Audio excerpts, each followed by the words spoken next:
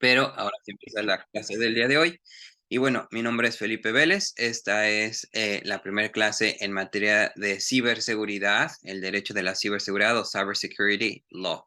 Entonces, en el derecho de la ciberseguridad vamos a ver lo que es la esfera de la inteligencia artificial en su aplicabilidad. Aquí en San Francisco, California, en el GIMA, estamos definiendo los nuevos parámetros de la búsqueda de políticas públicas y políticas empresariales que puedan de verdad ayudar a la coadyuvancia en el ciberdelito y no al revés, que del ciberdelito nazcan las nuevas directrices, porque al final parece que los ciberdelincuentes, en cuanto empiezan a generar dinero, compran empresas, compran activos y entonces ya se convierten en compañías que dirigen las empresas, ¿no? Entonces, esta semana se decretó que vaya cada empresa va a tener que ser diseñada desde un inicio y si se ve que hubo criptoactivos de por medio o simplemente hubo algún tipo de, vamos a decirlo así, de uso ilícito, eh, vamos a poder desarmar la empresa y llevarla a decisión. Y en la decisión, literal, lo que vamos a buscar es que los activos se puedan repartir entre otras empresas. Entonces, estas nuevas reglas que se está haciendo para la prevención del blanqueo de capitales nacen como herramientas para literal darle al Departamento de Justicia nuevas herramientas para la persecución del delito. Entonces, estas herramientas son, pues, literal nuevas, pero se basan en instrumentos viejos. Entonces, vamos a revisar rápidamente las reglas, el framework de lo que es el derecho de la ciberseguridad, sobre todo aquí en los Estados Unidos, y de ahí nos vamos a pasar a los casos prácticos. Dentro de los casos prácticos vamos a ver una orden de cateo y un indictment, que es ya la acusación por parte del fiscal general en contra de diversos sujetos en la operación Trojan, ¿sale? Entonces, en la operación Trojan salieron muchos elementos que podemos homologar a México, sobre todo de cómo se hace la captura por medio de usuarios infiltrados. Y los usuarios infiltrados usaron como herramienta técnica el honeypot, ¿sí? Entonces, dentro de los usos que sí se están habilitando es para crear a ChatGPT, para crear plugins, para crear todo a favor de la prevención del hacking. Entonces van a dar todas las herramientas de la inteligencia artificial, tanto a civiles, tanto a compañías, tanto a cualquier persona que desee estar participando en esto, en la creación de una regulación que pueda crear literal una amigable justicia, ¿sí? Porque al final estamos tratando de que un delincuente solamente pase por un probation office, ¿sí? ¿Qué es el probation office? El probation office va a ser como una unidad de medidas cautelares. Entonces, en los probation office, el delincuente se compromete a hacer algo a favor de la ciudadanía para no tocar cárcel. Entonces, vamos a buscar que no estén en la cárcel, sino que estén coadyuvando con la justicia, ¿sale? Entonces, vamos a ver primero cuáles son las reglas para la cyber persecution o el cyber persecution, la ciberprosecución, que así se tradujo. Eh, Todavía estamos viendo cómo se define en México, pero la investigación del delito cibernético, que es lo que sí tenemos bien homologado en México, vamos a ver las reglas desde el Departamento de Justicia. Entonces, el primer eh, ordenamiento que tenemos que estudiar es el Computer Crimes and Intellectual Property Section in the Criminal Division, ¿sí? Entonces, esta directriz que hace la oficina del procurador de aquí de Estados Unidos, entonces vamos a ver cómo se persigue a los delitos contra las computadoras o los delitos cibernéticos, como los llamamos, ¿sí? Entonces le vamos a llamar computer crimes. Todavía se llaman computer crimes porque esta ley se hizo todavía cuando eran computadoras. Ya no había tantos avances tecnológicos ni se pensaba en la inteligencia artificial. Entonces vamos a ver las bases y después ahora ya cómo mutó gracias a la Unión Europea y las directivas en materia de cyber persecution y la inteligencia artificial. Entonces vamos a ver el glosario de términos para irnos más rápido. Primera, nos da las definiciones clave, muy importante para cuando hacemos un glosario de términos. Los glosarios de términos siempre lo tenemos que estar basado en políticas públicas, en directrices. Entonces, este es un buen documento de referencia. Número 2, ¿a qué se le va a llamar National Security? Es decir, ¿qué es seguridad nacional? ¿Qué es información de la seguridad nacional y qué no lo es? A diferencia de México, aquí la seguridad nacional también comprende los activos económicos y cibernéticos. En la nueva ley general, perdón, la ley de seguridad nacional en México ya se contempla y por eso es que muchos de los delitos fiscales se consideraron como delitos contra la seguridad nacional. Entonces, hubo un homólogo por ahí medio raro, pero bueno, vamos a ver cómo aquí en Estados Unidos lo tienen desde los 80s, ¿sí? Entonces, aquí desde los 80s ya se diseñaba lo que es el acceso ilícito para obtener información. Como lo vimos en el video, los honeypots llegan a hacer eso, lo que es el rastreo de información y sobre todo, no solamente del hacker, sino también de cualquier usuario. ¿A qué se le va a llamar la invasión de privacidad a un instrumento gubernamental? ¿Dónde está el acceso?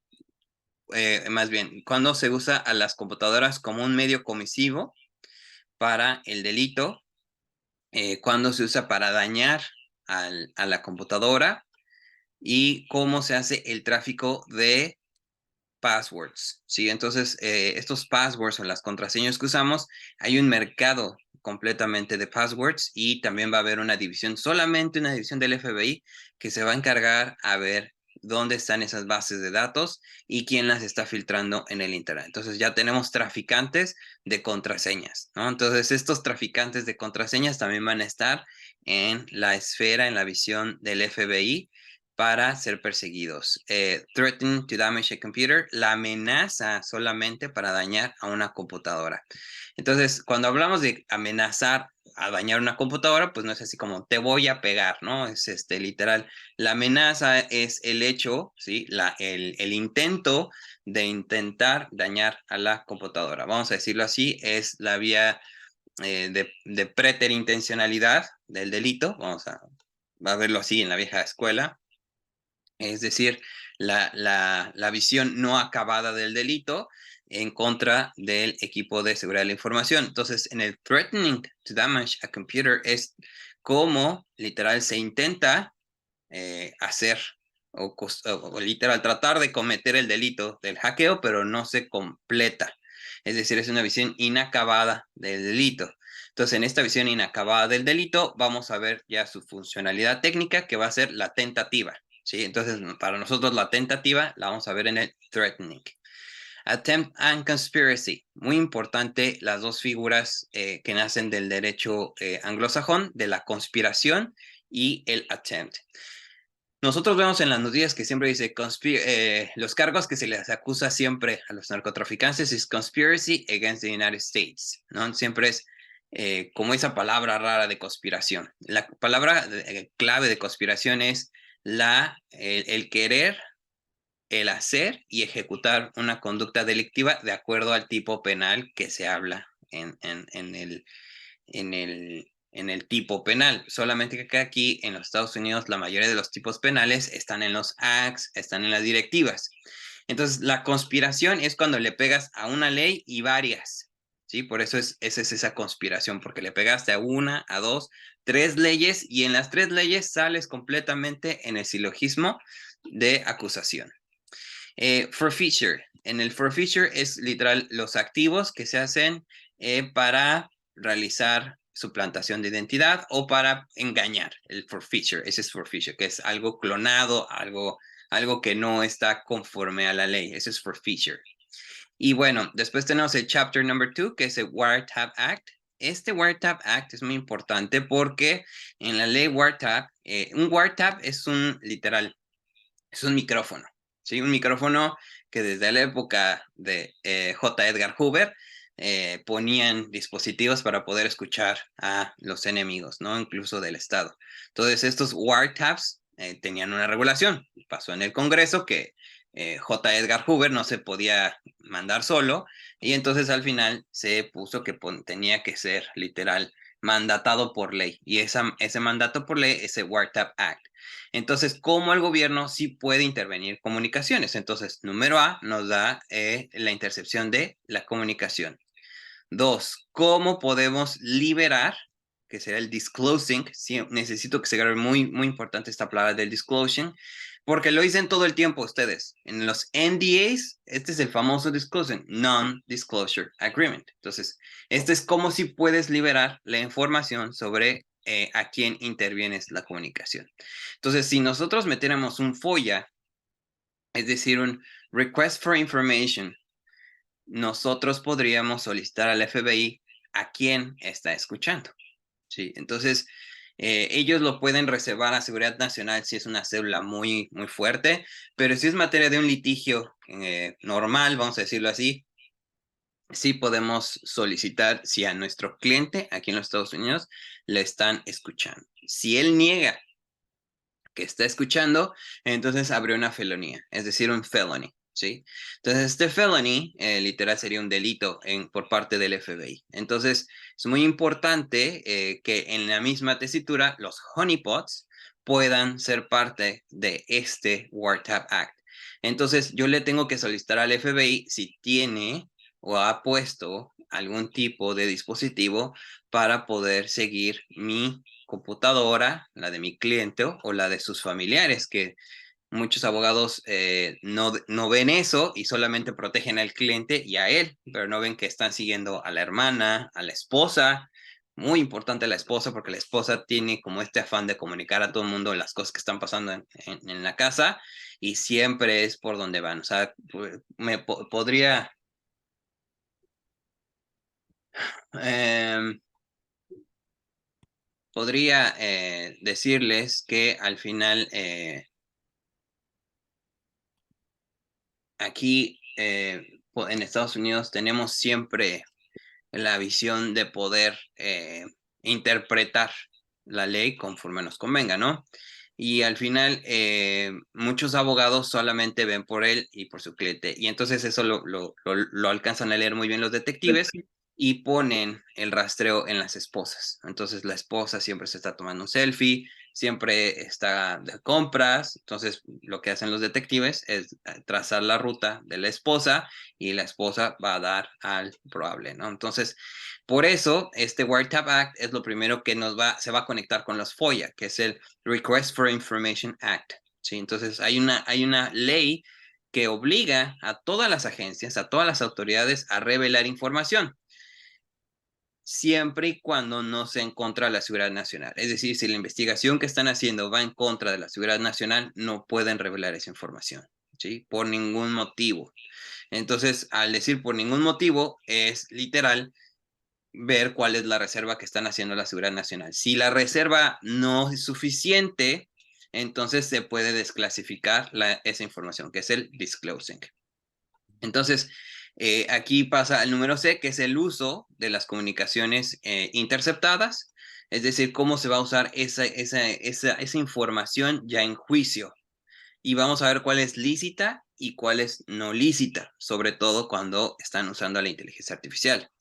Entonces, cuando se usa la inteligencia artificial, lo primero que estamos buscando es que no se soslaye solamente a ciertos usuarios, ¿sí? O sea, es decir, vamos a buscar que la inteligencia artificial lo pueda usar solamente un equipo especializado, no todos los agentes investigadores. ¿Por qué? Porque al final le darías facultades a muchas personas de estar haciendo lo mismo. Entonces, hoy un detective normal aquí del municipio, por ejemplo, del Sheriff Department, ahí en México tenemos al municipio y tenemos la Secretaría de Seguridad Ciudadana o Pública de cada municipio. Acá también, pero decimos Sheriff Department. Entonces, el Sheriff Department tiene su dotación de detectives, de forenses, de peritos y de policías. ¿Sí? Aquí en el condado de Sonoma solamente son 6 detectives. Imagínense 6 detectives para todo un estado lleno de gente con mucho dinero, ¿no? Entonces, ¿por qué solamente 6 detectives? Porque no tienen tanta incidencia delictiva. O sea, aquí es un escándalo alguien que se pierda, ¿no? Entonces, México es algo muy común, ¿no? Y me duele decirlo, pues muy común, alguien que matan, alguien, somos muchísimos los que somos parte de eso, ¿no? O sea, al final nos quitan a alguien y pues ni cómo denunciarlo, ¿no? Entonces, Aquí sí, aquí hay 6 detectives para una población de casi 300,000, 500,000 personas, ¿no? Entonces, 6 detectives. Entonces, esos 6 detectives pueden usar cuanta información quieran, pero no pueden usar el wiretap, ¿sí? Porque eso como que se delega solamente a la federación. Tendrá que ser algo muy importante que Sheriff Department pueda hacer. Entonces empezamos a ver qué agencias sí pueden usar el Wiretap Act y cuáles no pueden usar el Wiretap Act. Para hechos de corrupción, sí se puede, pero aquí se ha usado de la federación contra los municipios. Cuando se pierde dinero de la federación o cuando es cuestión de elecciones, se utiliza el Wiretap Act. Entonces, son la manera en que vamos a ver estas invasión de las telecomunicaciones ya al contexto legal. ¿Sale? Entonces, ¿alguna pregunta hasta ahorita? Esto es solo un comentario. Sí. Por lo que estoy viendo, es, es más fácil defender a un acusado que construir un caso en contra para acusar a alguien, ¿no? Porque son muchos los requisitos para que legalmente lo puedas acusar. Muy buena observación. Más bien, como lo comentaba la otra vez, son tantas agencias que aquí la ley de la investigación criminal es júntate con varios y a ver cómo te va, ¿no? Y las defensas, o sea, difícilmente un defensor va a tener como para contratar a un experto en ciberseguridad y un detective. Usualmente apenas si pueden pagar o costear la defensa. Entonces el abogado se va a limitar a lo que tiene presupuesto. Entonces no va a tener cómo abrir estas cajitas. Son pocos los abogados especializados. Más bien sí, lo que sí tenemos es de que hay mucho presupuesto para la investigación y cuando ves ya tienes una super investigación en tu contra, ¿no? Dices, no, pues más bien dime qué te doy, ¿no? O sea, pero quítala de encima, ¿no? O sea, es difícil que te quites al DA de aquí porque aunque sea un DA pequeñito que tiene solamente sus 6 detectives, como no has, o más bien no es que no hagan nada, más bien no tienen tantos casos, el único que les llega sí lo investigan bien, ¿no? Entonces, por eso, cuando no lo pueden ya investigar, lo pasan al Estado y el Estado tiene muchísimos más detectives, ¿no? No sé cuántos sean, pero sí son al menos unos miles, ¿no? Y si se va toda vez a escala más, que ya está el FBI, bueno, tiene a sus cientos y cientos de agentes del FBI. Entonces es como que lo vas escalando. Entonces, más bien, sí tienen mucho, y ahorita vamos a ver qué leyes son las que van a usar, pero para intervenir en una comunicación, sí es difícil, muy difícil que te pongan un wiretap, o sea, este wiretap ya ni existe, o sea, los wiretaps eran literal los que ustedes ven en las películas de James Bond de las 60 que eran unas cosotas así, ¿no? O sea, ya ni existen esos, o sea, ya ni siquiera necesito poner escuchas en una casa, difícilmente los voy a poner, puedo hacerlo a nivel remoto, ¿no? Tu mismo teléfono lo puedo usar en tu contra.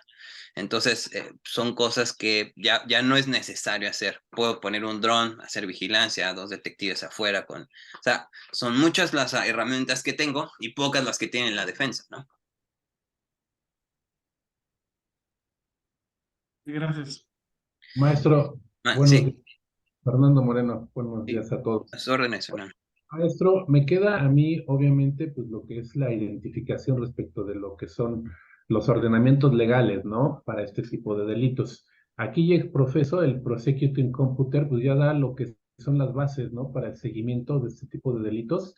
Pero no obstante, pues aquí en México, pues usted bien sabe que no tiene nada, ¿no?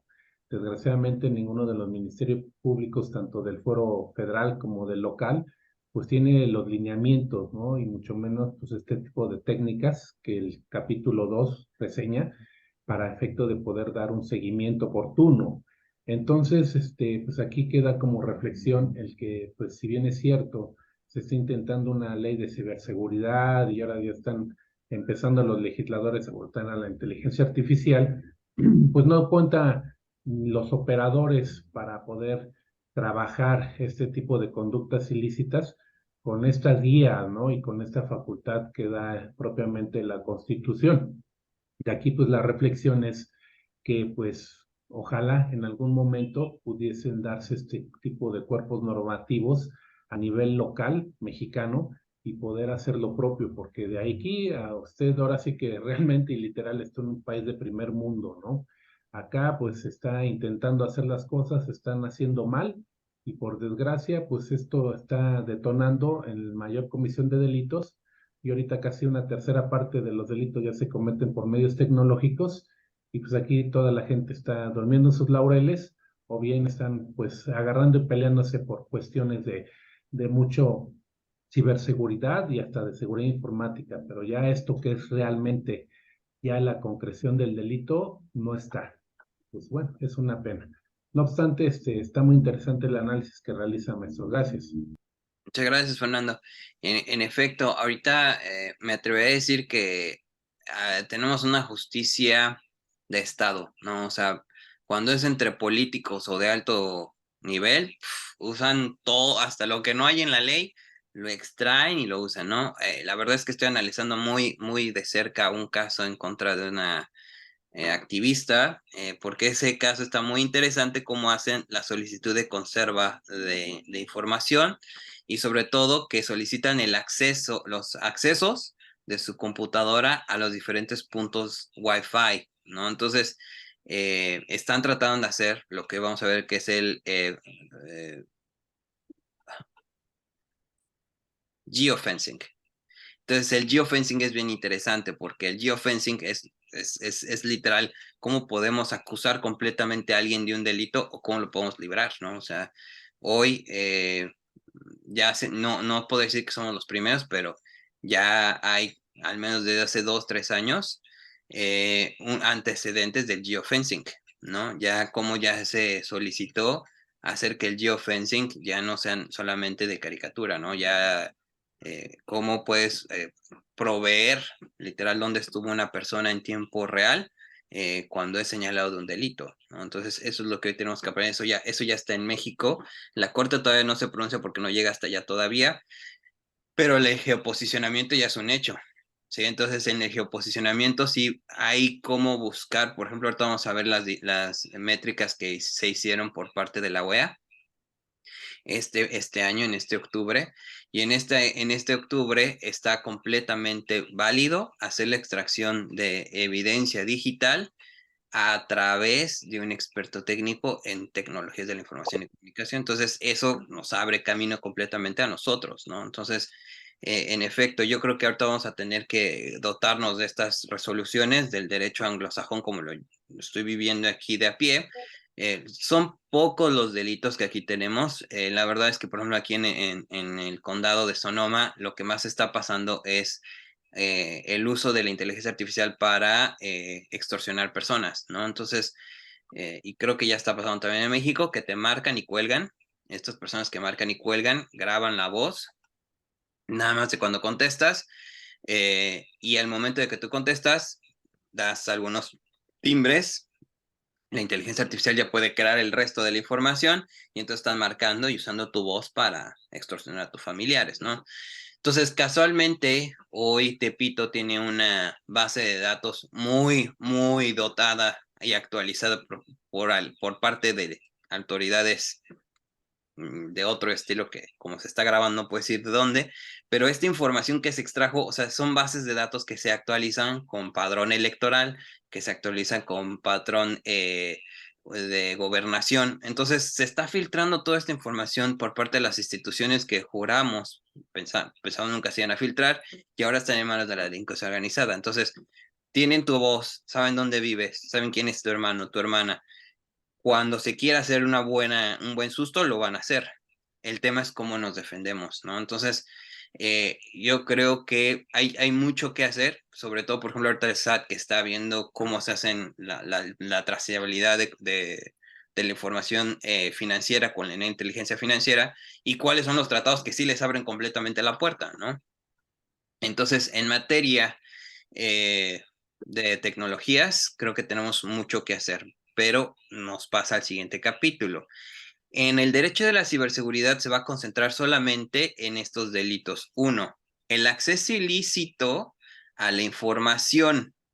Entonces, este es unlawful access. El unlawful access es ese acceso ilícito de comunicaciones guardadas. Y fíjense cómo lo vieron desde los 80. Estamos viendo un documento ochentero, ¿sí? Y cómo nos da vida ahorita todavía, ¿sí? O sea, no se ha actualizado este documento porque es el que siguen usando. Entonces, lo pusieron visionariamente para las comunicaciones guardadas. O sea, como sabían que iba a ir evolucionando el teléfono de uno grande, chiquito, así, hasta uno enano, ¿sí? Ahora que ya salió el mini AI, que ya no te lo pones aquí y hace una proyección de las cosas que ves, ¿no? O sea, ya llegó, o sea, ya llegó la nueva tecnología, entonces ya no vas a buscar el acceso ilícito a la comunicación, sino a la comunicación guardada. Por ejemplo, un caso muy concreto. Aquí la policía tiene el control de cualquier medio de comunicación cuando esté en persecución. O sea, si va una patrulla aquí pasando y solicita el uso de las cámaras, se lo tienes que dar sí o sí. Y en ese momento. Pero si pasada la investigación, la policía viene y quiere el audio y video, le puedes decir no es, ¿sí? Porque esto ya es stored communication. Entonces, si es stored, o sea, ya lo que se guardó en el DVR, si quieres, se lo das. Si no, no. Tiene que ser voluntario. Si no, ellos tendrán que traer una orden de un juez donde se solicita esa información. Y si solicita el juez, entonces el juez a fuerzas, pues sí, ya se la tienes que dar. Pero es sobre stored communications. Entonces, si no se guardó, o sea, si no tiene DVR, por ejemplo, la cámara, ¿qué le saco? ¿Sí? Entonces, y es bien interesante aquí, entonces, y es donde se defienden muchas de las agencias de inteligencia. Yo nada más te vi, yo nada más te escuché, no guardé nada. ¿Dónde está la vigilancia? Yo lo puse en un reporte. El conocimiento, literal, este análisis cognitivo que estoy poniendo en papel, no es una comunicación. Yo vi, yo escuché, yo estoy infiltrado en la célula delictiva y estoy traduciéndolo en un documento vivo, pero no soy yo. No se guardó a ningún lado. ¿Dónde está la intervención de comunicación? No hay. Y acúsame de lo que quieras, pero intervención de comunicación no hay. Entonces, número 1 es acceso ilícito a las comunicaciones. Número 2, robo de identidad. ¿Sí? Número 3, robo de identidad agravado. Y vamos a ver cuándo se hacen las agravantes. 4, fraude. ¿Sí? Access Device Fraud. Entonces, cuando se hace un acceso ilícito para generar un fraude, cuando el medio comisivo para el fraude es un medio electrónico. Y el CAN-SPAM Act. ¿Qué es el CAN-SPAM Act? Es el famoso anti-phishing, ¿sí? Entonces, en el CAN-SPAM Act es literal cómo vamos a prevenir el famoso spam que está cargado de phishing. En ese entonces no se le conocía como phishing, sino literal como antes le llamaban cartas nigerianas, ¿no? Entonces, este CAN-SPAM Act, lo que busca es prevenir el phishing, pero vean desde cuándo, ¿no? Y el wire fraud. Bien interesante wire fraud, porque esto lo vamos a ver en la operación Trojan, cómo funcionó, ¿sí? Hay veces que ninguno de estos se los vas a poder comprobar al delincuente, ni el acceso ilícito, ni la identidad, porque fíjense bien, el identity theft, que es el robo de identidad, esa es como la consecución ya de toda la investigación. O sea, difícilmente se lo vas a poder comprobar luego, porque si lo citas, o sea, ¿a quién vas a citar a juicio si no has comprobado quién es? Sí, o sea, eso es lo más interesante. O sea, tú cuando vas a mandar a traer a alguien a juicio, ¿a quién te traes? ¿Al que robó la identidad de otro que no sabes realmente quién es? Entonces, eso es lo raro, ¿no? Entonces, por eso difícilmente vamos a ver estos. El que sale luego, y es donde se agarra el Departamento de Justicia, ese con el wire fraud. O sea, ¿qué hacen? No me puedes comprobar el origen lícito de esa transferencia electrónica que está en tu cuenta, ven para acá. ¿Sí? Oye, pero nunca me cuadraron nada, ¿no? Pero no pudiste decir cómo es que legalmente se te transfirió ese dinero. No, que tengo criptomonedas. Sí, mucho gusto. Todavía están bien reguladas. Entonces, como no están bien reguladas, me vas a explicar paso a paso la legalidad de esta criptomoneda. ¿Cómo la adquiriste? ¿Dónde la adquiriste? ¿En qué mercado? Cibernético o no. Pero tú tienes la carga de la prueba. No me la das, entonces te cuadro todas las demás. Ya vieron la mecánica, o sea, no te agarro por cómo pude identificar esta visión literal técnica, no te preocupes, el dinero sí te lo voy a poder cuadrar. Entonces agarran y lo primero que capturan es el dinero, ¿sí? Entonces, si este hacker es súper listo y no tiene ninguna cuenta bancaria, difícilmente lo van a poder agarrar, ¿sí? Pero la mayoría de los hackers tienen un ego inmenso, ¿sí? Y lo primero que hace es que todo el dinero lo pasa a una cuenta, ¿sí? Ya sea de la hermana, de la esposa, de la prima, novia, todo lo hace. Entonces empiezas a hacer el diseño de la matriz y agarras el dinero primero, ¿sí? No le vas y le compruebas nada de lo anterior porque está muy bajo. Es más, ni te van a autorizar que lo sigas, ni que te puedas infiltrar porque todavía no sabes ni quién es. Pero cuando empiezas a decir, hablarle al jefe que sí tienes la lana y que este cuate no va a saber comprobar dónde la sacó, de ahí lo agarras. Entonces vamos a ver, por ejemplo, en la operación Trojan, cómo la mayoría de todos los investigados nació por el wire fraud, ¿sí? Y bueno, después es la intervención ilegal de las comunicaciones, al que le vamos a llamar interference. Fíjense bien, interference es la palabra, por eso ahora que abrí el curso de inglés jurídico, cada palabrita no es sinónimo de otra, y los sinónimos nos pueden meter en muchos problemas. Mi primer, creo que todavía estaba yo bueno, sí, cuando todavía estaba en México, que entré al despacho aquí a Estados Unidos, lo primero que me metió en problemas fue por querer usar sinónimos en las traducciones. Es una estupidez que hice. ¿Por qué? Porque cuando te dice una palabra, incluso si es legal, que la estás viendo ahí en el diccionario, y la traduces tal cual, puede darle un contexto completo. ¿Sí? Por ejemplo, aquí esta palabra interference significa es cuando un particular está usando medios tecnológicos para intervenir en la comunicación de otro. Y ese no es unlawful access, ni tampoco es intercepted communication. ¿Ya vieron las dos palabras distintas? Una cosa es intercepted y otra cosa es interference. Entonces, en el interference es cuando literal a través de un medio furtivo, esa palabra bien importante en México, ese medio furtivo, un particular le agarra la información al otro, ¿sí? Entonces, si yo no alcanzo a configurar ninguna de las conductas anteriores, lo agarro por la interferencia, ¿sale? Y bueno, número 4, nos dice también lo importante de este documento es la jurisdicción, lo que yo en mi libro le llamo la jurisdicción de arraigo, en donde lo vas a perseguir el delito. Por la consecución jurídica del delito, es decir, en donde soslayó la conducta, por la reparación del daño, porque la reparación del daño tiene que ir a algún lado, ¿no? O sea, si lo va a pagar un ciudadano mexicano, entonces tiene que arraigarse en México. Pero si lo va a pagar un ciudadano americano el daño, pues entonces arraigo a Estados Unidos.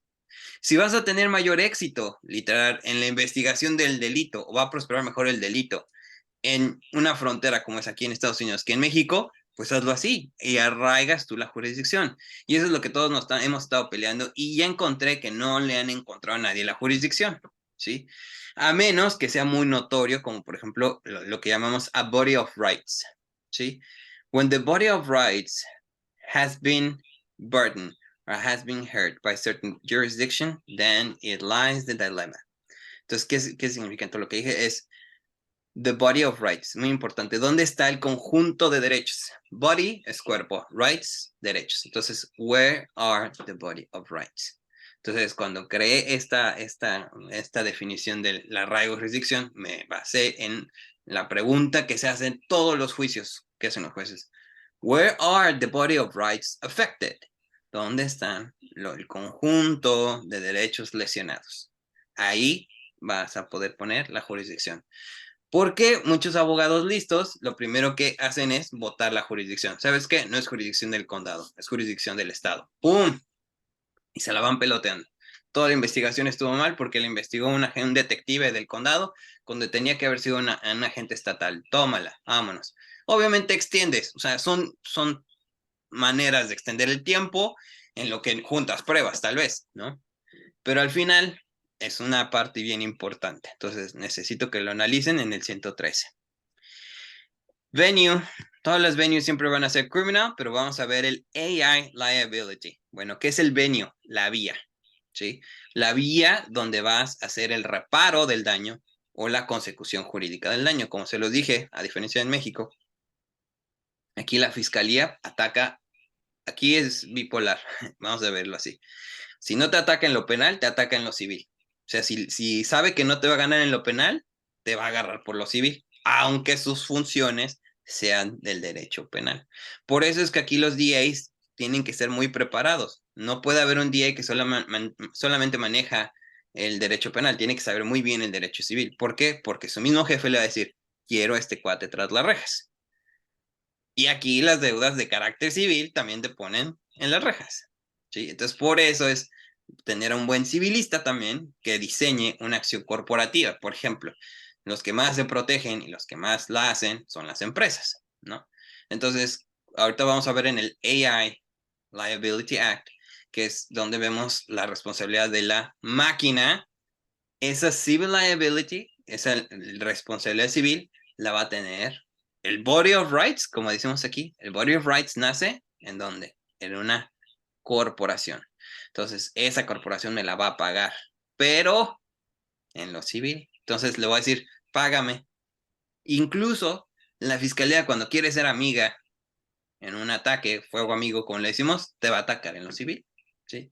Entonces, voy a decir, paga lo que te estoy pidiendo y hasta ahí se acaba. Eso se hizo muy famoso ahora con las granjas de criptomonedas. Entonces, ¿qué hace cuál es el gran tema con las granjas de criptomonedas? Que generan mucha luz. Entonces, todo lo llevaron por Utility Bill Assurances. Entonces, eran actos, literal, que afectaban al municipio por el exceso de energía eléctrica, porque literal, al consumir tanta energía eléctrica, pues botaban la de los demás y dejaba sin luz a los demás, o tenían recibos muy extensos, ¿no? Dice, pues yo cuándo, aquí todo te miden, agua, hasta basura pagas, o sea, la que así como pasa el camioncito y que le vas nada más para muchas gracias en la Ciudad de México, acá no, acá sí te llega un cuento, ¿no? Por cada basura que mandes, ¿no? Entonces por eso dices, no, pues por eso aquí se ha hecho hasta un eh, zero wasting, ¿no? O sea, mientras menos gasto, mejor no le pago nada al gobierno. Aquí todo también, agua, gas, todo. Entonces, imagínate en la luz que te llega súper alta cuando no sabes ni por qué, si nada más tienes una laptop y una tele, ¿no? Entonces, eran estas granjas de criptomonedas que se comían la luz completamente y bueno, pues no daban aviso. Entonces, hizo muchos actos civiles para reparación del daño y el venue, literal, que es lo que tenemos aquí, se hizo de carácter civil. Entonces, ahí te va a decir cuándo se puede hacer penal y cuándo se puede hacer civil. Entonces, siempre tienes que jugar estas dos fichas, saberlas jugar bien, porque si en lo civil vas a perder, pero le vas a ganar en lo penal, en lo que tenga éxito la investigación, pues es buena dinámica, ¿no? Todo es estrategia de litigio. Y bueno, como cualquier otra ley, ¿dónde son las limitaciones de esta ley?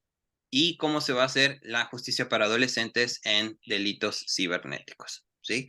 Consideraciones muy especiales, pero vean cómo se arma este mamotreto. Si tú quisieras hacer una ley en materia de ciberseguridad, tendrías que tomar al menos bosquejos de otra. Este es un buen bosquejo, es un bosquejo de los 80s, o sea, vean desde cuándo se veía este tipo de actos. Pero obviamente aquí no cabe quién, la inteligencia artificial, ni la fumaban por entonces. Entonces ahorita vamos a ver las nuevas métricas de la inteligencia artificial, sobre todo con el uso de honeypots, ¿sale?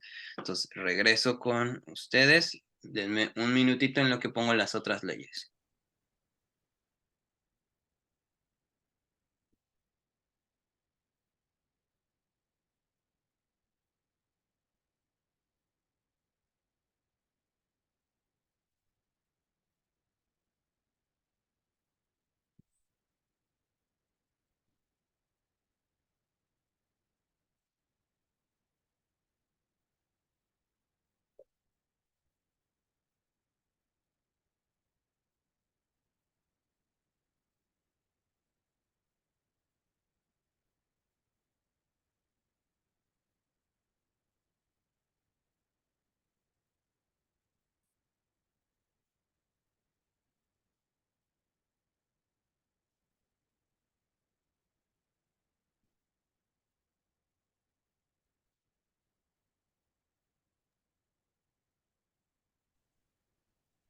Bueno, entonces voy a hacer un repaso de lo que hemos visto, que es el derecho de la ciberseguridad y la inteligencia artificial. Entonces, número 1, empezamos por recordar que el derecho de la ciberseguridad contempla intersecciones de GDPR y lo que vamos a ver hoy, que es las reformas a la responsabilidad de la inteligencia artificial. Y sobre todo, dónde están las reglas de la inteligencia artificial en la Unión Europea. Entonces, todo lo que sí vamos a usar aquí son las directivas de la Unión Europea en materia de inteligencia artificial, sobre todo el white paper en materia de inteligencia artificial. El white paper nació concentrado con el nuevo Bill of Rights que sacó la Casa Blanca, vamos a ver los derechos mínimos, sí que es realmente lo que está justipreciando, son los derechos mínimos de el ciudadano frente a la inteligencia artificial. Primer derecho que no se debe ver vulnerado es el de la privacidad. Entonces, por eso vamos a explotar todas las leyes en California en materia de privacidad y sobre todo cómo nacen con las técnicas de investigación. Es decir, las agencias federales de investigación, estatales y municipales podrán usar cuanto medio sea necesario para el éxito de la investigación. Fíjense bien, aquí es muy importante, the success of the investigation, ¿sí? Not of the prosecution, not of the crime investigation. Es muy distinto porque si tú me pones barreras para investigar, ese lo voy a considerar un obstruction of justice. Es decir, esa figura sí la tenemos en México y yo la he intentado usar muchas veces, nunca lo logré, que es cuando una persona literal sistemáticamente te impide investigar el delito. Alguna vez se me ocurrió que porque el MP no me dejaba ver la carpeta de investigación, pero eso ya lo vieron como falta procesar, nunca lo vieron como un bloqueo sistemático a la carpeta de investigación, ¿no? Todavía se están peleando que si que me acceda o no a la carpeta de investigación me vulnera garantías, apenas estamos en eso, ahora imagínense si yo le solicito que intervenga las comunicaciones de un particular. Entonces, recuerden, en México el único que puede investigar es el Ministerio Público, ¿sí?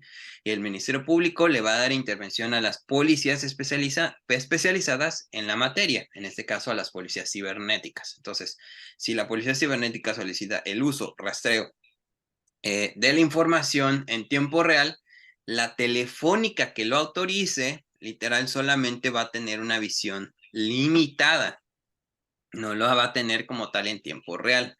¿Por qué? Porque de por sí, literal, el rastreo de la información siempre va a estar diferida en tiempo. Entonces, ¿quién tiene sí esa información más en tiempo real que la misma telefónica? Google, ¿no? Entonces, todo va a estar en el Google Vault. Entonces, en ese Google Vault vamos a ver qué es esa bóveda de Google, cómo vamos a poder solicitarla por escrito y cómo por escrito nos pueden responder o no. Sí. Hay una empresa que lo logró para prácticamente tener a la fiscalía en la puerta, ¿no? O sea, una empresa de seguridad de la información que no estoy muy seguro que pueda revelar aquí en esta grabación, pero esta empresa sí quiere tener un control completo sobre sus expertos en seguridad de la información y dijo muy claro, quien use un robot, AI, language, lo que tú quieras, que vulnere las políticas de la empresa, se va directito a la cárcel. Ni le voy a dar chance de que toque la puerta. Allá en la puerta va a estar un policía y un agente listo para ponerlo a disposición. Y aquí todos preguntarían, bueno, entonces, si la lesión es en contra de una empresa, ¿procede? Sí, siempre y cuando tenga su debido compliance, ¿no? O sea, si no tiene un compliance, ni su due diligence, ni tiene ese contacto directo con la autoridad donde le está manteniendo con las directivas y todo lo que está haciendo, pues no lo va a hacer. Y no es un favoritismo, ¿eh? Aquí no hay favoritismos para nadie, para ninguna corporación. Pero si la corporación se encarga de tener todo listo, es muy distinto. ¿Sí? Entonces aquí tenemos una división de prevención del delito. Las unidades o las divisiones de prevención del delito tienen que estar de la mano con empresas, asociaciones civiles, etcétera. Y ellos son los que dan los permisos o no para poder usar a la policía en la puerta. Entonces se puede, ¿sí? El tema es cuándo, literal, de la puerta de la empresa a donde lo toma el policía, hay juridicidad. Si el abogado fue muy, muy bueno y pudo prever el caminito correcto para desde que yo detecto una falta de lealtad a las políticas de privacidad de la empresa, como si procede o no procede, ¿sí? Entonces, por eso, vamos a revisar rapidísimo cómo se divide esto.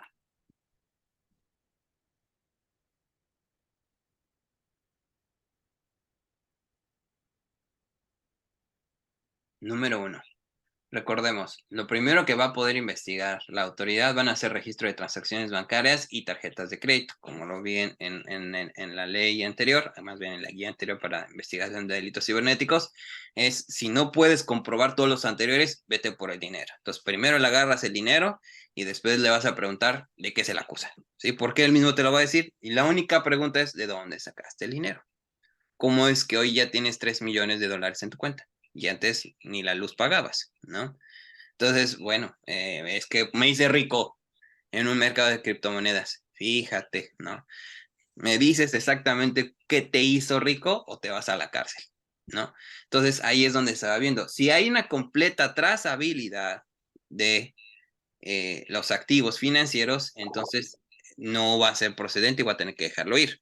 Pero al dejarlo ir, sí le puedo poner una cola, sí le puedo poner a alguien que esté todavía investigando. ¿Por qué? Porque aquí sí se vale nombrar sospechosos, lo que quieras, ¿sí? Yo puedo nombrar sospechoso a quien yo quiera y le puedo poner cuánta medida de seguridad yo decrete necesaria, bajo un principio de proporcionalidad. Y ahorita vamos a ver el acto de proporcionalidad en materia de comunicaciones, ¿sí? El acto de proporcionalidad nos va a decretar que no puede haber una invasión mayor a la privacidad de lo que se está presumiendo que existe por delito, ¿sí? Entonces, por eso es que si la persona no me puede comprobar el origen lícito de sus recursos, tendrá solamente la visión de vigilancia podrá ser tan necesaria e invasiva conforme lo sea la cantidad considerada que es fraude. Si solamente son 300 y 500 dólares, 900 dólares, todavía, no me acuerdo la cantidad, ahorita realmente se me fue, pero sí existen las cuantías. Entonces, si supera una cuantía que sí es lesiva para el Estado o la sociedad, entonces sí le voy a poner más vigilancia y sobre todo la cibernética. Número 2, desafíos en la evidencia, en la admisión de evidencia electrónica. Ahorita vamos a ver cómo en la operación Trojan, muchos de los abogados de los hackers dijeron que mucha de la información era inadmisible, ¿sí? Y vamos a ver por qué, con lo que vimos que en el ACT, los mismos abogados siguieron mi camino. A ver, vamos a ver de dónde vino la acusación. ¿Vino de una vigilancia ilegal o de una vigilancia legal? Si fue legal, ¿desde cuándo empezó a ser legal? ¿Cuándo se puede combatir esa legalidad y cuándo no? 3.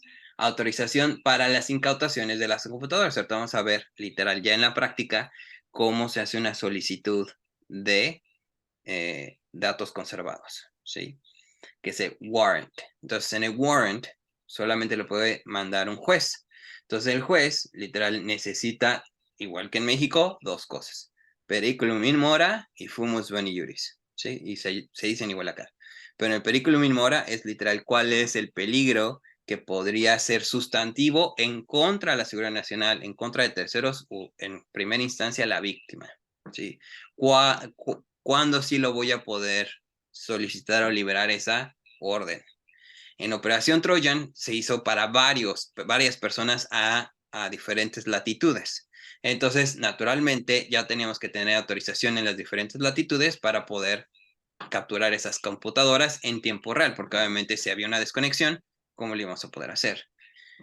4. Precisión y recuperación de evidencia digital. Sabían que si no hacían bien la operación encubierta o si alguien los delataba, pues obviamente toda la información se iba a ir en cadena, ¿no? El efecto dominó. ¿Cuáles fueron las medidas cautelares que determinaron? ¿Dónde estaban los servidores de esa información? ¿Cómo se solicitó la captura de servidores? Solamente he logrado yo una vez el embargo de un servidor y fue por la visión de que en el servidor estaba la información de las víctimas. Entonces, lo logré asegurar 2 días y al siguiente día ya le faltaban piezas a todo, ¿no? Entonces, eso ya es cuestión técnica, pero bueno, al final lo logré pero bajo esta visión que pude compartir con ustedes, que es cómo es que la información de la víctima posiblemente podría estar ahí. Y como el MP no me llegó a entender muy bien eso, entonces dijo, ¿sabes qué? Para mí nada son un montón de foquitos que se prenden y se apagan y no veo dónde está la ranura de entrada y salida de la USB. Así fue su razonamiento. Entonces dije, pues Lick, es que así no es, ¿no? Entonces, si tú ni le entiendes a eso, yo menos. ¿Sí? Entonces, Lick, no nos metamos donde no nos compete. Y aquí es bien importante. Ni yo la quiero hacer de especialista en seguridad de la información, ni el especialista en seguridad de la información la quiere hacer de abogado. Cada quien en su rollo, pero que sepa bien su rollo, ¿no? Para eso es estos tipos de cursos, de dar cuál es la ley y cómo es la posibilidad de la ley. Por eso contempla el número 5, que es la expectativa de privacidad. Y en expectativa de privacidad, lo primero que vamos a ver es que sí puedo registrar como parte de la esfera de privacidad del posible delincuente y de la posible víctima. Porque casualmente aquí el Estado es muy ocioso. Se encarga de vigilar a los dos, a la posible víctima y al posible probable. Entonces, si la víctima es vigilada, pues obviamente le voy a decir, pues te estoy protegiendo. Porque al final yo no sé en qué momento la víctima, sobre todo en delitos cibernéticos, realmente es el contrario. Pueden ser contrarios que se están pegando con la ley. ¿Sí? Entonces ellos son muy inteligentes y lo que hacen es vigilar a los dos, ¿sí? Entonces siempre a la víctima se le va a decir que es para preservar su privacidad, para proteger su privacidad, porque todo ese daño que dice que le hicieron, pues no queremos que se vuelva a pasar, ¿verdad? Garantías de no repetición. Entonces me vas a dejar que mi policía esté allá afuera cuidándote, me vas a permitir el número de serie de tu equipo, me vas a permitir ver si tienes un firewall, meterle mano a tu máquina y pues al final está rastreando. ¿Qué tal si te contacta otra vez este sujeto? Entonces lo hace con 2 visiones, ¿no? O sea, ¿qué tal si la supuesta víctima realmente es el probable? Pero nunca, jamás le va a echar la culpa. Porque donde se le ocurra echarle la culpa a la víctima, ahí cambia completamente, es una responsabilidad penal, ya ni administrativa, es penal por parte del policía de investigación, ¿sí? Muy bien, entonces en esa misma visión vamos a ver la operación Trojan, cómo se dio.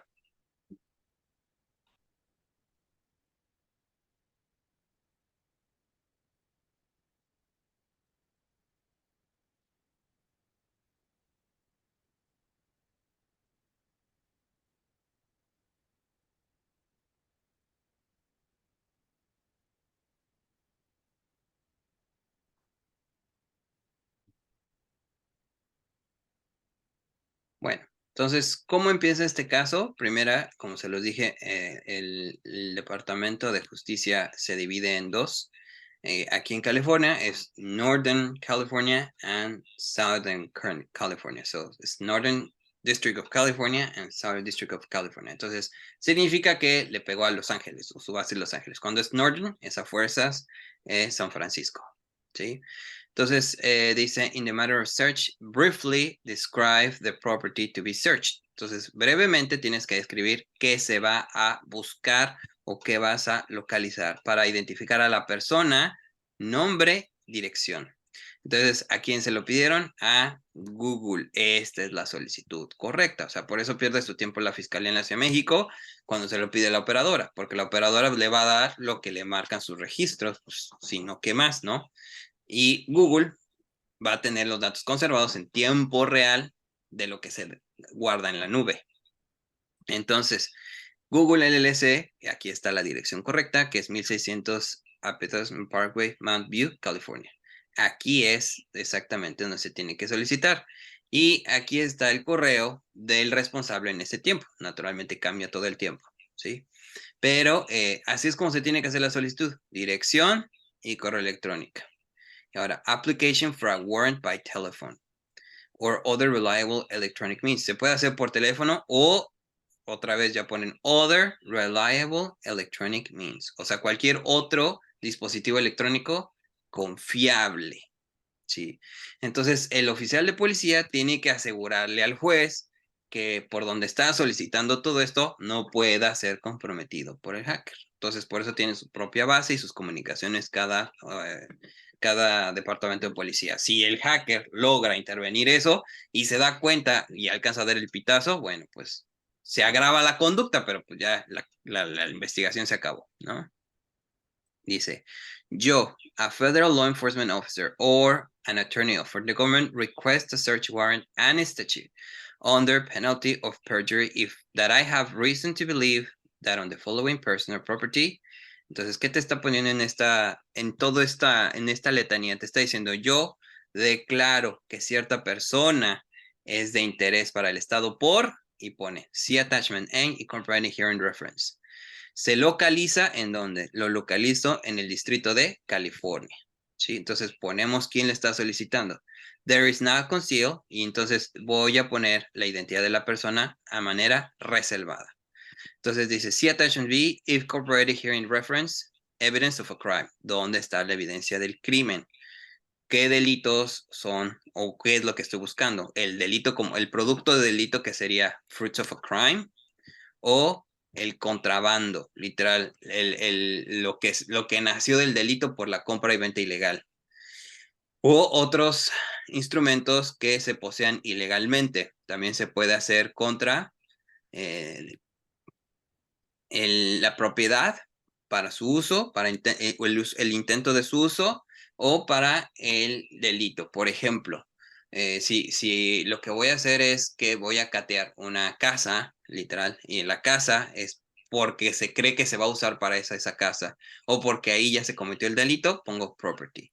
Si es una persona a la cual se le va a arrestar, solamente arrestar, fíjense bien, aquí no es detener.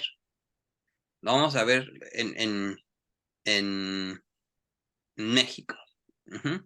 En México tenemos la visión de solamente juzgar a la persona ya que está puesta en el Ministerio Público. O sea, el Ministerio Público nunca la va a juzgar. El Ministerio Público va a empezar a lanzar señales de que va atrás de una persona, como un citatorio, como ya que te lo traigan detenido, ¿sí? Pero nosotros como abogados tenemos que ver siempre cuál fue la calidad de la detención. Si fue basada en una sospecha, dígame, Ulises. En Estados Unidos hay algo equivalente a la detención preventiva, por ejemplo, pudiéramos, como usted dice, arrestarlo, pero bajo sospecha de X cosa y es una detención preventiva. Exacto, es por eso es que es este punto. Puedo arrestar solamente a la persona de manera preventiva. Por eso es con las películas dicen, you have to come with me. Entonces en el you have to come with me es porque hay flagrancia, lo que están buscando es hacer que se haga la flagrancia. La persona puede decir completamente, no voy contigo, y se encierra en su casa y a ver, sácame. ¿Sí? ¿Por qué? Porque una vez encerrado en su casa ya necesita una warrant. Entonces dice, perfecto, ya regreso con una warrant. Y este warrant, como no hay delito todavía, entonces se chequea esta, y entonces porque va a arrestar a la persona, pero no porque va a pasar a un reclusorio ni va a ser juzgado por un juez, porque todavía no hay delito. Más bien lo que necesita es que el juez le permita arrestarlo para que en el police chambers, como le decimos en la cámara de policía, en la que siempre vemos que está el espejito viendo las que es la cámara de Gesell y todo esto, ahí es donde pueda él confesar. Aquí sí se le da mucho peso a la confesión, ¿sí? Porque la confesión va a ser tu clave para que te quiten los cargos completamente, te los reduzcan o se pueda señalar al responsable. Si tú señalas a un responsable para echarle la culpa y tú escaparte, se agrava la conducta y se hace perjurio también. Entonces, si no la debías, ya convertiste perjurio. ¿Sí? ¿Qué es lo que siempre intentan los policías? Tratan de que entres en contradicción, porque si no tenían que investigarte, necesitan generarlo. ¿Sigo claro, Ulises? Sí, quedó claro. Gracias. Y entonces aquí se ve quién es el agente del FBI que llevó a cabo la investigación, que es Nicholas Cheveron, ¿sí? Agente especial del FBI y el cual solicita un affidavit, que es su declaración, ¿sí? Entonces, el affidavit es la declaración que él sustenta, que él provee, por la cual cree que es procedente realizar una investigación en contra de en contra de estos individuos que vamos a ver. Entonces, continúo tu sheet, donde está, aquí dice, estoy chequeando de que está el affidavit. ¿Sí? Entonces, affidavit es una declaración por escrito que va a ser ya sea la autoridad o una persona, un ciudadano por un contexto legal. Delayed notice, si aquí lo vamos a chequear si es que se puede tardar esta orden. Entonces, aquí es el applicant, quien lo está firmando, que es el agente del FBI. Y listo, ¿no? Cuando se hizo el 17 de mayo del 2021 en San Diego, California. Y quien es el juez que está autorizando es Michael Berg. ¿Sí? Entonces, ahorita les voy a enseñar cómo investigar y cómo sacar las sentencias, porque todo esto es público. ¿Sí? Entonces, necesitamos ver a quién es Michael Berg. Lo que también es público y es parte que al final se puede clasificar es el nombre del agente especial, pero me imagino que hay alguna razón por la que Nicolás no quiso dejar de revelar su identidad. Tal vez quiere hacer de conocimiento a terceros que están leyendo esto y que saben lo mismo que nosotros, que él es el que los está persiguiendo, porque usualmente esto viene o puede clasificarse. Entonces, tal vez él sabía que iba a rodar por el internet y quería que supieran quién es Nicolás Cheverón, ¿no? Entonces, Michael Berg, entonces, pregunta tonta, ¿alguien así normal puede ir a tocarle la puerta a un juez? Nunca. Es más fácil que te lo encuentres en el estacionamiento y lo esperes, o ahí en juzgados, que es lo que todo el tiempo pasa, pero nunca puedes ir a que tú vayas y te le acercas a un juez. El juez siempre va a poder invocar su protección, y si no la debías, si nada más te le quisiste acercar para decirle muchas gracias, lo puede considerar como un ataque a su integridad y puede hacer que te arresten. ¿Sí? Bien, entonces, affidavit in support of application for search warrant. Entonces, siempre va a haber una declaración para que se pueda solicitar la orden de cateo. Entonces, I, Nicholas Cheverón, siempre se inicia así. Nosotros, nuestro escrito, si ustedes lo van a hacer también, por eso se las presento. En las promociones, no es agarra tu Word y échale lo que puedas, ¿no? Aquí siempre va a haber un formato, que son estas dos líneas, y siempre vamos a señalar cada párrafo, del 1 hasta el 28. Siempre van a ser 28 líneas, ¿sí? Siempre van a ser 28 líneas bajo un solo formato.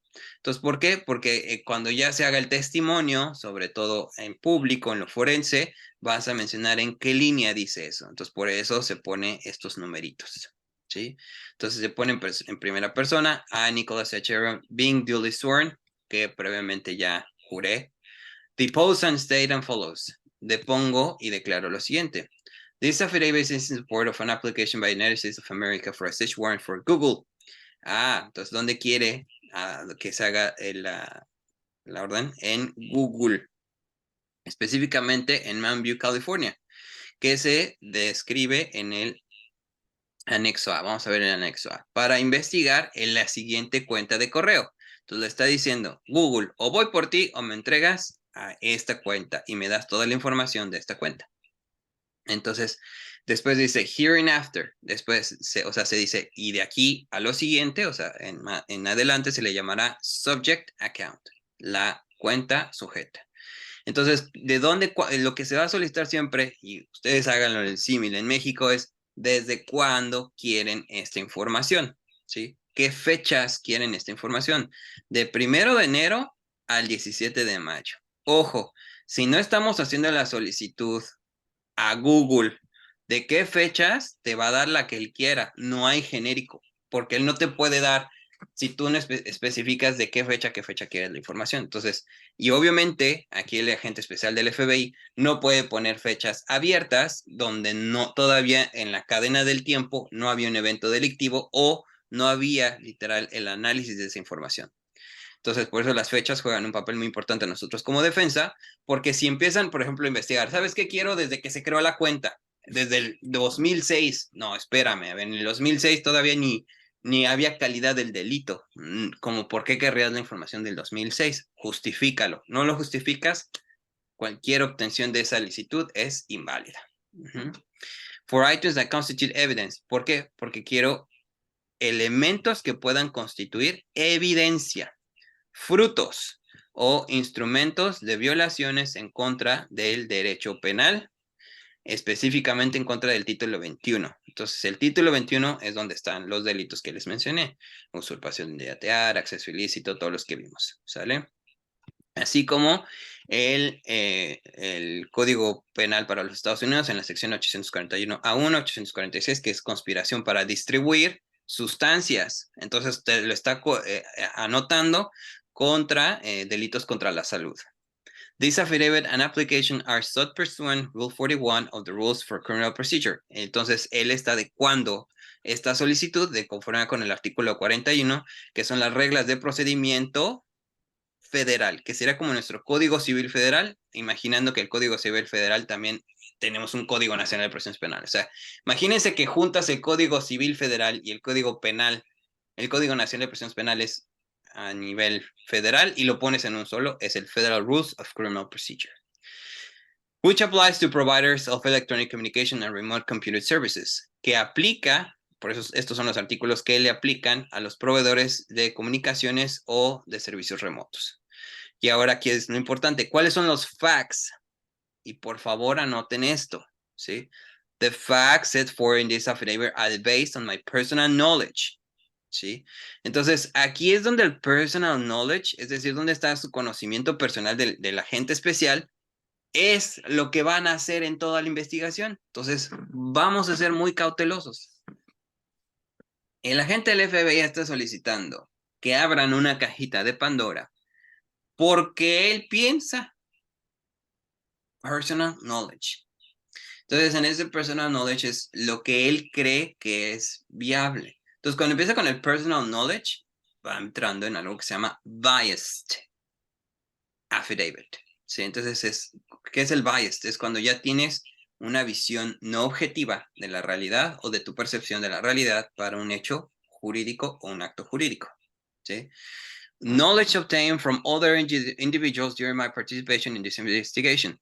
Y así como mi conocimiento y el de otros individuos, o sea, sus agentes encubiertos u otros, ¿no? Incluso los mismos testigos. Por eso es que la técnica de investigación es agarrar a uno, agarras al otro y empiezas a hacer tu red de vínculos, ¿sí? Y al hacer la red de vínculos, ya ahora sí agarras y la pones en el affidavit, ¿sale? My review of documents, computer records related of this investigation, communications with others who have personal knowledge of the events and circumstances described herein. Una típica de todos los que pasan por los pasillos de las audiencias penales es to my knowledge. ¿Sí? Por eso siempre dice to my knowledge, yes. Para mi conocimiento, sí. Es como su manera de suponiendo si conceder, igual y sí, to my knowledge.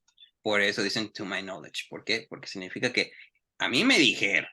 Ya si no es cierto, pues no lo sé. No puedo decir que él es culpable porque yo no soy nadie para determinar quién es culpable. ¿Quién determina? El jurado. Ni siquiera el juez puede decretar quién es culpable o no. Solamente es el jurado, ¿sí? En materia criminal. Entonces aquí, por eso, si no es el juez o no es el jurado quien determina la culpabilidad, entonces yo no puedo decir quién es culpable. Yo tengo percepción de un ilícito. Por eso dice to my knowledge. Y entonces aquí, después de tanto show, ponemos el experience and training, ¿sí? Siempre vamos a acreditar nuestro propio testimonio con quién soy. Por eso es que los agentes del FBI tienen que estar al menos 5 años en campo. Solamente 5 años en campo antes de que puedan ser agentes, ¿sí? Entonces, ¿por qué? Porque si no, no pueden ser acreditados. Por eso tanto curso que tienen, porque si no, tampoco. Entonces dice, I'm a special agent, SA, with the Federal Bureau of Investigation and have been so employed since January 2007. Ya ves, ¿desde cuándo está empleado? Desde el enero del 2007.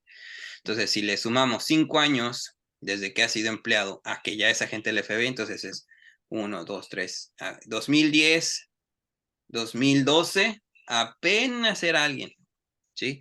I'm currently assigned to the San Diego Division. Está asignado a la unidad de San Diego. Working as a member of Organized Crime Squad. Estoy en el equipo de delincuencia organizada. Prior to my employment with the FBI, I was a police officer in Bloomington, Illinois. Antes de que fuera agente del FBI, era policía en Bloomington, Illinois. Para el departamento de policía por 3 años. Recibí entrenamiento básico en narcóticos, bla, bla, bla. Entonces aquí está todo su entrenamiento y el de base, que se hace en Quantico, Virginia. Por eso los de la PGR, cuando dicen que fueron a Quantico, ya sabemos a dónde fueron, ¿no? 21 semanas. Desde que me convertí en agente del FBI, entonces empieza toda su acreditación, ¿sí? Y en su acreditación empieza a que él, ¿sí? Sabe, por eso, y qué es lo que está haciendo, de acuerdo a su entrenamiento. Y aquí es bien importante, cuando acreditamos aquí a los policías en calidad de testigos expertos, siempre empezamos por acreditar su entrenamiento en las preguntas y repreguntas en juicio, ¿sí? Siempre que empiezan los interrogatorios es, so, you have been a police officer, right? Has sido policía. Sí, ¿desde cuándo? Desde hace 5 años. Ok, ¿desde cuándo estás asignado a la práctica de narcóticos? Porque recibiste entrenamiento en narcóticos. Sí, recibí. Entonces, primeras preguntas. Nunca vamos a hacer los hechos. Por eso las primeras audiencias siempre son súper aburridas porque siempre es de acreditación. ¿Cómo es que es Superman? ¿Cuántos cursos tuvo? Y obviamente tú como defensa tienes que ir anotando, literal, si esos cursos son ciertos, cuál es la carga curricular, quién lo certificó, si por cualquier razón uno de los entrenadores fue descalificado, acusado, ya le hiciste porque de ahí empiezas a desacreditar al propio agente, ni siquiera porque la debía, ¿no? Sino porque el agente que lo entrenó ya es malo, ¿no? Entonces vas desacreditando a tu testigo. Pero aquí empieza ya el expertise técnico. ¿Cómo lo vamos a ir a hacer? ¿No? O sea, ¿cómo es que él sí sabe de tecnología? Si dice, I have interviewed and operated informants, executed search warrants, arrested and interviewed subjects, conducted physical surveillance, utilized electronic and video surveillance, and testified in federal and state courts. O sea, he estado entrevistando, operando a informantes. O sea, él opera informantes. O sea, pone agentes encubiertos o informantes, lo que le llamamos CIs. I have led and participated in investigations involving the use of electronic surveillance techniques. He usado técnicas de vigilancia que incluyen, no limitado a, court authorized warrant intercepts. Court authorized. Entonces, lo primero que tenemos que ver es si cualquier orden, como los honeypots, son court authorized. Si no es court authorized, es decir, que no le autorizó la corte, empiezas a quitarle la misma acreditación al testigo que está solicitando ahora la orden, ¿sí? Warrant intercepts, video surveillance, global position and satellite, GPS trackers. Entonces, sabe usar todo esto. Entonces, como sabe usar todo esto, ahí al momento de acreditarlo, entonces se supone que es el idóneo para solicitar la misma orden. These investigations have included violations of statutes listed under Title 18, 21. O sea, he combatido este tipo de delitos y he tenido estos éxitos. From my training and experience, desde mi entrenamiento y experiencia, I have become familiar with the techniques and methods utilized by criminal organizations. Sé por mi entrenamiento y experiencia cómo operan las células delictivas. I have conducted and participated in investigations concerning the identification of conspirators through telephone records and bills, financial documents, drug ledgers, photographs, and other documents. Yo he participado en investigaciones que corresponden, fíjense bien cómo se hace aquí el proceso de evidencia. Yo ya he usado antes información de teléfonos, cuentas, documentos, drug ledgers. El drug ledger es un cuadernito donde llevan las cuentas de las drogas. Photographs, fotografías y otros documentos. I have also participated in conducted debriefs of individuals who were arrested. Entonces, eso que me decía Ulises cuando los llevan a la caja de GSL, está arrestado, pero nada más para que me diga qué es lo que sabe, es un debrief, ¿sí? Entonces, en los FOIAs, lo que sí se va a ver son los debriefs of individuals. O sea, fíjense bien cómo funciona esto. Si el policía viene y trae a la persona voluntariamente al departamento de policía, no le va a poner las esposas. 1, porque no está en calidad de arrestado. 2, le va a pedir que lo acompañe para una entrevista. Esa entrevista, al ser voluntaria y al ser que no estoy en posición de arrestado, puede o no conservar un registro. Por eso cuando metemos los follas, usualmente no viene que fue a dar a la policía, ni que una entrevista. ¿Por qué? Porque vino voluntariamente, como cualquier ciudadano, a pedir informes de cómo está operando su departamento de policía. Ese es su pretexto, ¿no? Pues es que el señor vino aquí nada más a ver pues a decirme que creo que tiene algo de información. Pues él vino de manera voluntaria. Yo nunca lo arresté, jamás. Entonces, por eso no te va a parecer que fue arrestado tu cliente, porque nunca lo fue. Fue de manera personal. Sí se lo llevó en su vehículo, porque no tenía cómo irse conmigo. Sí lo puse en la parte de atrás. Sí medio lo amenacé que si no cooperaba lo iba a arrestar, pero pues es una amenaza probable, ¿no? Entonces, es como se empiezan a dirigir. Y bueno, le seguimos. Entonces, aquí ya pone cómo es su conocimiento en los GPS pings on cellular phones. Based of information gleaned from Title 3 intercepts. Entonces te dice dónde está en el título 3, cómo es y cuál es la legislación del GPS, ¿sí? ¿Cuál es el GPS pings y cómo empezamos a usarlos, ¿sí? Entonces en el GPS pings es bien importante ver qué ubicación realmente vas a usar. Based on my training and experience, pero ve cómo empieza el affidavit. O sea, el affidavit, acuérdate, es una pura declaración, una solicitud, ¿sí? Entonces, todo es en su experiencia de cómo interactúa con individuos, cómo identifica a los individuos, experiencia. Entonces, te estoy dando la clave de manera contra. Si él comprueba la experiencia en un honeypot, sabe que es un honeypot, sabe cómo se es un honeypot, sabe la legislación del honeypot, bla, bla, bla, bla, bla, bla. Entonces, sí es procedente que haya solicitado la georreferencia con un honeypot. Pero si no usó ninguno de estos, entonces sería ilegal. ¿Ya viste? Entonces, por eso es que lo tienes que llevar. My experience. Casi 3 hojas de su experiencia. Y ahora sí, el probable cause. La posible causa por la que está solicitando la información a Google. Y ahora sí empieza. Tiempo, modo y lugar. Igual acá también es igual. In 2017, en el 2017. FBI San Diego began investigating a company named Phantom Secure. El FBI de San Diego empezó a investigar a una compañía que se llama Phantom Secure, la cual provió de devices hardened encrypted devices, y pone que es, por eso está poniendo el pie de página, y pone que es un hardened encrypted device, y dice, a hardened encrypted device is a communication device that sends and receives encrypted electronic communications. Entonces está explicando qué es, cuáles son lo que hace, porque eso se lo está explicando al juez. Encrypts the data stored on the device, encripta la información guardada en el dispositivo.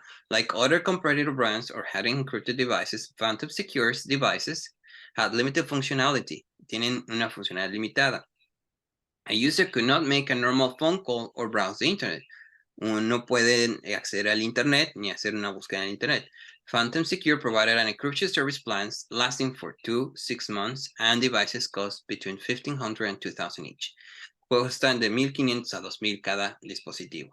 For 6-month service, por un servicio de 6 meses. Devices could not be purchased in a regular store online. No pueden ser comparados en una venta en línea o tienda. Will be users needed to have connection to a known distributor to even begin by the initial conversation to obtain a device. Users of Phantom Secure devices operate in a closed loop system. Es decir, todo este tráfico, este comercio de estos dispositivos opera de manera cerrada. Entonces, bueno, ahí está la siguiente información, pero explica cada cosa de qué es. Por eso nosotros en nuestros escritos a la autoridad ministerial, lo voy a decir bien feo y a lo mejor me estoy mordiendo la lengua.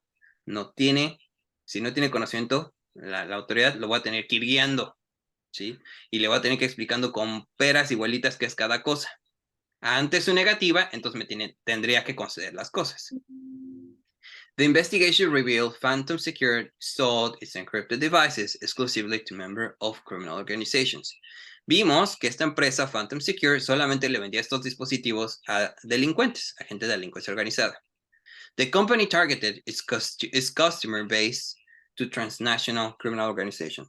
Esta empresa le vende solamente a organizaciones transnacionales, ¿no? Ya les pones TCOs. Por eso, muy importante ver estas claves porque es lo que van a poder estudiar en Internet. TCOs son los Zetas, por ejemplo, una célula delictiva basada en México, pero que tuvo también base en España, Alemania, etc. Entonces es TCOs cuando pasan de una frontera. And provide an array of services intended to impede law enforcement's ability to legally surveil their communications and collect evidence of criminal activities. Entonces, ¿qué hace este dispositivo? No permite la investigación, ¿sí? No permite que haya una consecuencia de derecho, ¿sí?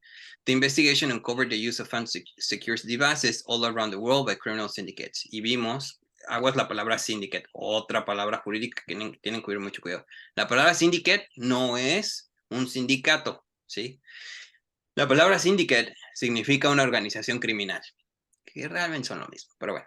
Entonces, cuando hablamos de un sindicato legal, le decimos union. Cuando hablamos de una organización delictiva, le decimos syndicate. In March 2018, a grand jury in Southern District, California, returned an indictment against the CEO of Phantom Secure. Después la corte mandó una acusación en contra del CEO, en contra del director de Phantom Secure, Vincent Ramos.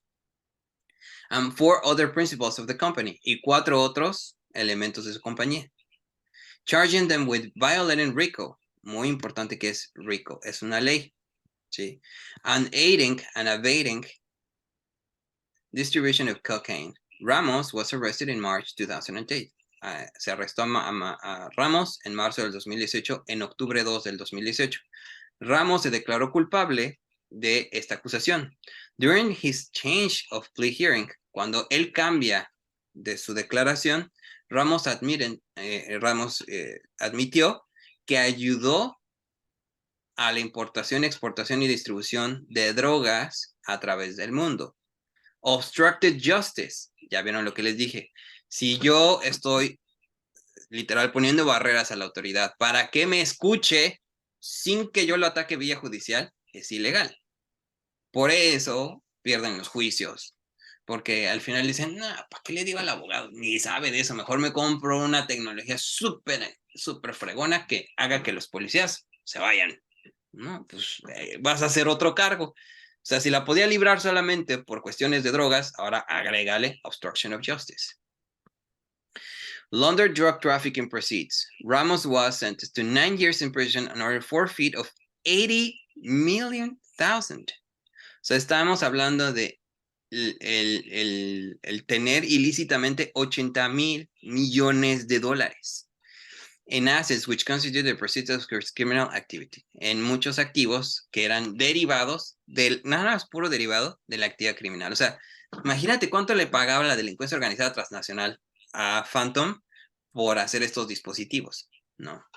Total, sigue la información, cómo se comportaba esta célula delictiva, cómo se desarrollaron los activos, y aquí está, o sea, todo, o sea, por eso es como la matriz van por tiempos, modos y lugares, cuando empezaron a darle seguimiento, octubre 21, cuando hablan con los agentes encubiertos, cuando los agentes encubiertos le dieron la información, todo. Y obviamente el mapa de dónde estaba distribuida su influencia, prácticamente todo el mundo, ¿no? Entonces lo que hicieron fue determinar una operación que se llama Operación Trojan o Escudo Troyano. Sí.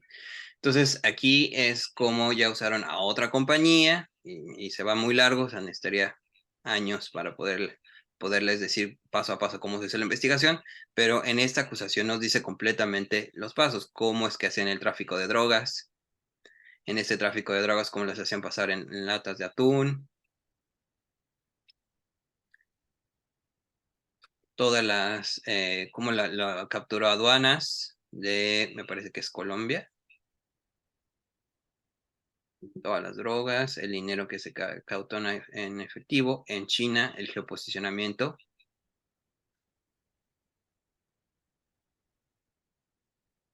más dinero que se incautó.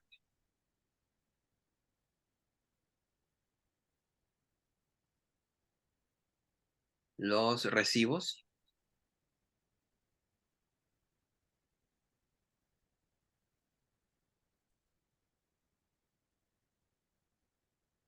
El siguiente de Tom Ford, que fue bien importante para la investigación. Las evidencias. Y ahora sí, lo nuestro.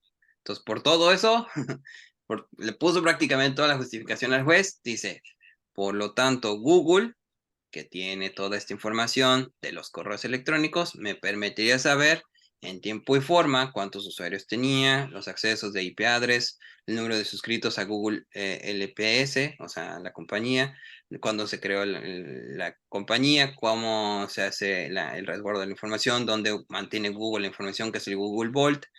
Por eso es que están mal todas las investigaciones que hace la Ciudad de México, porque no le toca a quien tiene realmente la información, que es Google. Brasil le tendrá que tocar la información en cada una de las acusaciones. ¿Sí? Entrenamiento, otra vez, cómo es que tienen cooperación entre ellos, dónde se firma un convenio de colaboración. Aquí están los acuerdos de colaboración, cuando se crea ANOM. Y las conclusiones, o sea, ya al menos le pone, en conclusión, basado en todo lo anterior, se determina una causa probable, periculum in mora, y creemos que deben ser identificados todos los dispositivos en el attachment A. Entonces, attachment A, aquí está donde está la dirección de Google, y attachment B, las comunicaciones que desea que se hagan de Tom Ford. ¿Sí? Y listo. O sea, parece así como muy sencillo, pero vean cuánta investigación tuvieron que dar, cuánta explicación solamente para un correo electrónico. Uno, un teléfono. Entonces, es por eso medio tonto creer que es tan fácil que te den la información de un número de teléfono o de un correo electrónico. No es así como, ¡fium! Pasó por aquí ya. Ah, es él. Oh, sobre de él. No, pues no es cierto. O sea, se necesita mucha técnica, sobre todo muchas leyes. Todo eso es derecho de la ciberseguridad. ¿Sí? Aunque era como objeto, por ejemplo, le pusieron los cargos de drogas, sí, pero este al final fue un delito contra las comunicaciones por haber creado dispositivos que pudieran frenar la investigación en tiempo real de las investigaciones. Entonces, se considera derecho de la ciberseguridad cuando pones en jeopardy, literal, en riesgo, todo el ciberespacio. Si ellos tienen la autoridad para navegar por el ciberespacio, sí, igual que tú. Entonces, nada más que la gente del FBI tiene una razón de ser.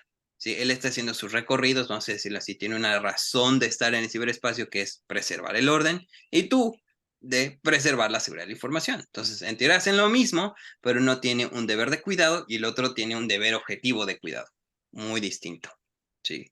Entonces, les voy a dejar la sentencia para que la estudien, la analicen, le puedan sacar más jugo, porque de este search warrant ya nace este.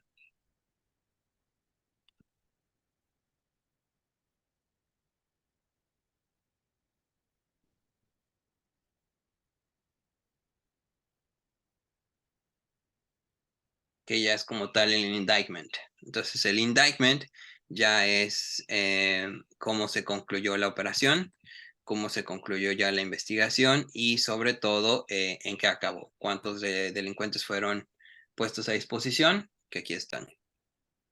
¿Sí? Y aquí están sus nombres completos, pueden buscarlos por nombre en lo particular y todas las sentencias son públicas. ¿Sí?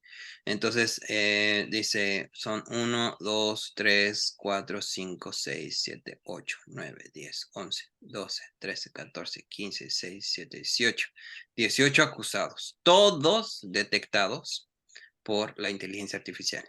¿Sí? Entonces, la inteligencia artificial les ayudó, sí, pero todo deparó de que pudieran dar la autorización en una barrera que no podían, que es un correo electrónico. Y todo lo que tuvieron que comprarle a Google con tal de que se diera acceso al Google Vault. ¿Sí? Y aquí está Rico, que les hablaba de la ley RICO, que es Racketeering Conspiracy to Conduct Enterprise Affairs. La ley RICO es cuando se creó en 1963 para hacer que las empresas no fueran un medio para lavar dinero o para literal, para acelerar, que es racketeering, acelerar o hacer más fuerte la delincuencia organizada. Entonces, por eso es la ley RICO. Desde 1962 está esa ley y pues ven, aquí están los diferentes acusados. Yusuf Hakan Ayik de Turquía, Australia, Turquía, Netherlands, que es Holanda, Netherlands, Holanda, Finland, finlandés, Australia, Reino Unido, Nueva Zelanda, Australia. O sea, vean cuántas jurisdicciones, por eso les hablo mucho de la jurisdicción de Rega, porque sí está aquí. O sea, pudieron ir contra todos ellos, sí, buscando convencer al juez que la lesión era contra los Estados Unidos. Entonces, obviamente que cada uno goza de sus nacionalidades y protecciones en lo particular, sí. Obviamente había acuerdos de cooperación a nivel mundial para que cada una de estas instancias pudiera cooperar, literal, pudiera ofrecer estas ayudas, pero necesitan enfrentar cada uno su proceso, ¿sí? Entonces, por eso es que se quedan los indictments abiertos, como en el caso del Chapito. Había muchos indictments en contra de ellos, en contra del Chapo, cuando estaba el Chapo. Se quedan abiertos.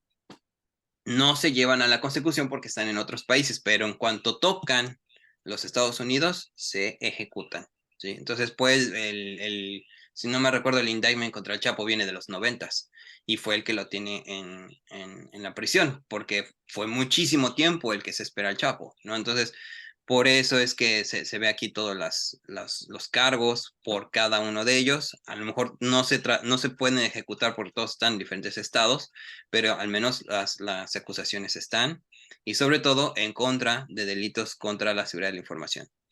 ¿Quién lo firma? Los ministerios públicos, Megan Mellor, Shuna Prewitt, Micaela. Sí. Entonces, por eso son 1, 2, 3, 4 ministerios públicos que llevaron a cabo esta investigación a nivel internacional y le dieron vida hasta el 28 de mayo del 2021. Entonces, por eso es bien importante que nosotros tengamos bien claro cómo vamos a poder usar a la inteligencia artificial. Ahorita el uso de honeypots es lo único por lo que vamos a usar la inteligencia artificial en la investigación de los ciberdelitos, específicamente en la cyber persecution. Pero en las siguientes clases vamos a ver ya completamente cómo se hacen estas solicitudes y ustedes cómo la tienen que armar como abogados de víctimas o abogados particulares en México, porque también pueden solicitar y tocar la puerta aquí al FBI cuando quieran. No necesitan la Secretaría de Relaciones Exteriores involucrada, lo pueden hacer de manera personal como un ciudadano a nivel mundial, pero obviamente te cargas al FBI encima y si el FBI toca la puerta, no lo va a hacer directamente, tendrá que girar estilo a Secretaría de Relaciones Exteriores, su embajada, etcétera. Hay muchos mecanismos, pero lo pueden citar, vean las técnicas de hacer la investigación completa, hacemos las definiciones, hacemos un glosario de términos, del glosario de términos vemos cómo se acredita primero al experto, el experto que está en interacción con los activos, y sobre todo el experto, cómo es que se relaciona con la tecnología. Si no se relaciona con la tecnología, entonces no lo puedo ofrecer como experto para la investigación. Y ustedes van a tener esa ventaja ya formados en estos tantos cursos que hemos dado. Entonces, obviamente, ya cuando se incorporen en la investigación, pues ya son testigos expertos reconocidos. ¿Sale? ¿Alguna pregunta, duda antes de cerrar esta lección?